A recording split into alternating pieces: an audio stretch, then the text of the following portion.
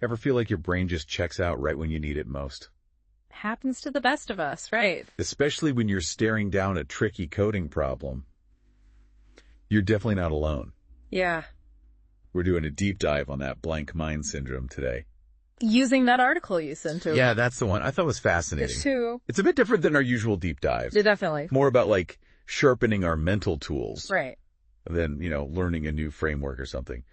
But I'm really curious to see what we can both learn from it. I think it's brilliant that the article just comes right out and acknowledges this universal experience. Totally. It's so easy to internalize that feeling of being stuck. Oh, yeah. Especially in a field that, prizes problem solving, Absolutely. And they frame it right off the bat as this psychological phenomenon. Yeah. That can hit anyone, not just us code monkeys. Mm-hmm. And they list out some pretty familiar triggers, too. Like complex problems, obviously. Yeah. Time pressure, which I think anyone who's been in a technical interview knows all too well. Oh, tell me about it. And even just the unfamiliarity of tackling something brand new. Do any of those resonate with you particularly strongly?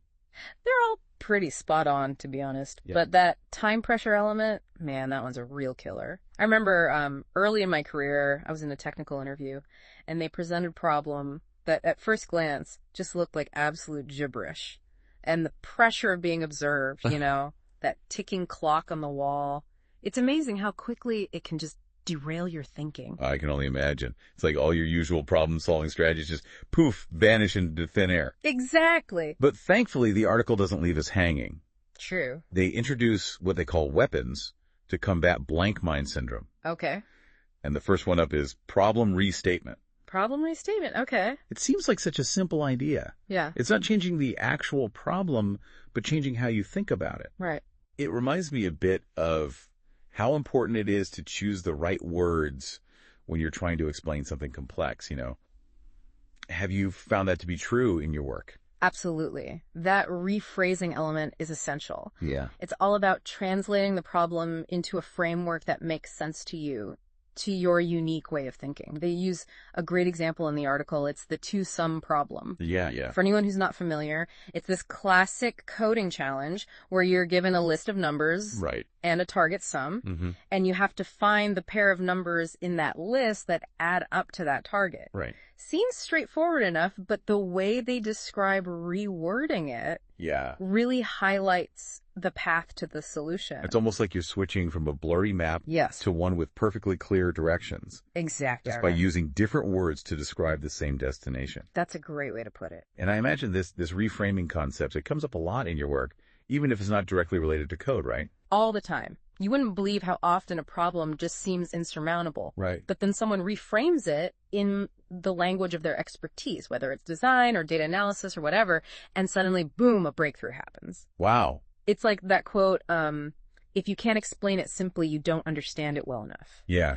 This problem restatement technique, Right. It's all about bridging that gap between different perspectives, which is a huge part of why collaboration is so powerful. That's such a great point. Yeah. It's not always about having the right answer. It's about finding the right way to ask the question to understand the problem from multiple angles. Yeah. Okay, so their weapon, too, is called hypothesis generation, which, let's be honest, is basically a fancy way of saying brainstorming for code. Right. The key takeaway here is to avoid getting stuck in that analysis paralysis early on. Just get those creative juices flowing. Love it. What are your thoughts on this one? Oh, I am all for hypothesis generation. It's so easy to get bogged down trying to find, the perfect solution right out of the gate. Right. But like the article says, it's like, you've got this toolkit, right? Mm-hmm. Full of different coding approaches, different data structures, algorithms, you name it. Okay. The goal at this stage isn't to pick the right tool. Yeah. It's to just explore all the tools you've got and see what sparks an idea. It's like that feeling of possibility you get when you first start a new project. Yes. Before you get bogged down in the details. Exactly. And sometimes the most unexpected tool leads you to the most elegant solution. Interesting. It's about embracing that initial burst of creativity, even if some of the ideas turn out to be, dead ends. Total duds. Exactly. I love that. It's about experimentation, not perfection. Yes. At least in those early stages. Right. So when you personally hit a roadblock, what's your go-to method? How do you get those creative juices flowing? Honestly, Sometimes the best thing you can do is just step away from the screen entirely. Really? Yeah, a change of scenery can work wonders. Okay. Even if it's just going for a walk or grabbing a coffee. Right. Or sometimes even just explaining the problem out loud to someone, or even to myself, can help me see things from a new angle. I hear you on that. Yeah. Sometimes just verbalizing it Yes. can help you untangle the knots in your thinking. That's true. Okay, so the last weapon in their arsenal is simplifying assumptions.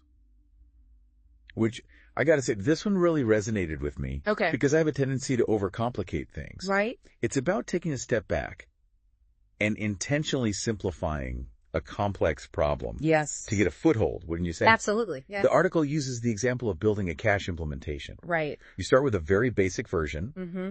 and then you gradually add layers of complexity. It's like building a house. You wouldn't start with the fancy trim and fixtures, right? You start with a solid foundation. Okay. This approach is all about breaking down a daunting problem into smaller, more manageable chunks. Right. It lets you make progress without getting lost in the weeds of complexity too early on. That makes a lot of sense. But how do you strike that balance, though, That's the tricky part. between making useful simplifications Yeah. and building a solution that's actually practical in the real world? Right. Because you don't want to oversimplify to the point where it's like, well, this is useless now. Exactly. Exactly. And that's where clear communication and documentation come in. Okay. It's crucial to explicitly state your assumptions Right. and revisit them regularly as you gather more information or as the problem itself evolves. So it's an iterative process. Yes, very much so. It's simplified to make progress, Mhm. but you're constantly reevaluating those simplifications as you go. Precisely. Think of it like creating a roadmap for your code.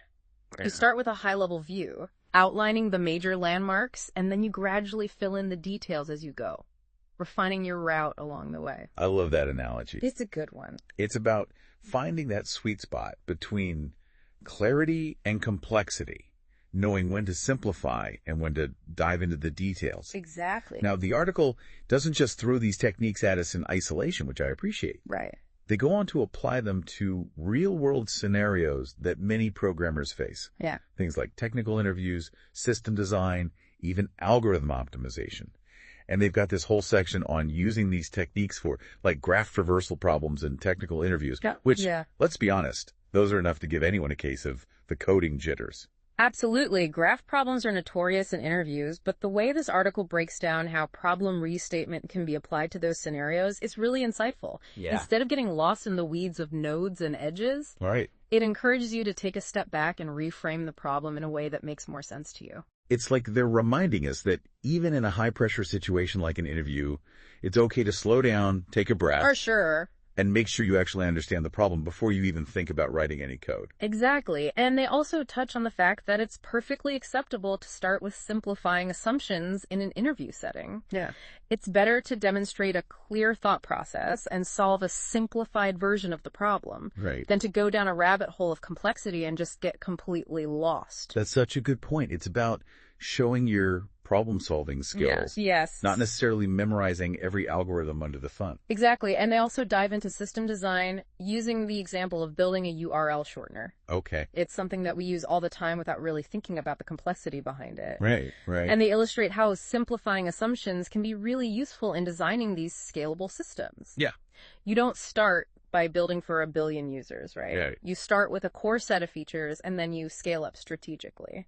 It's like that whole idea of building a minimum viable product. Exactly. You want to validate your core concept before you start adding all the bells and whistles. Precisely. And then they wrap up by talking about something that's relevant to even like the most seasoned programmers. Yeah. Algorithm optimization. Okay. And what I found interesting was their emphasis on how these techniques aren't just for beginners. Right. Even experienced developers working on complex systems can benefit from going back to these fundamentals when they hit a wall. It's like they're saying even world-class athletes still need to stretch and work in their fundamentals. Yes. It's not about abandoning these techniques as you gain more experience, but rather like integrating them into your process at every level. Absolutely. And before we wrap up, I wanted to touch on the practical tips the article offers Right. for actually making these techniques stick. Yeah, yeah. Practice is obviously crucial, but they also suggest keeping a problem-solving journal. Oh, interesting. Love that idea. Yeah. Because it's so easy to think, oh, I'll totally remember how I solved that tricky problem Right. a few weeks later, and then you're facing something similar and you're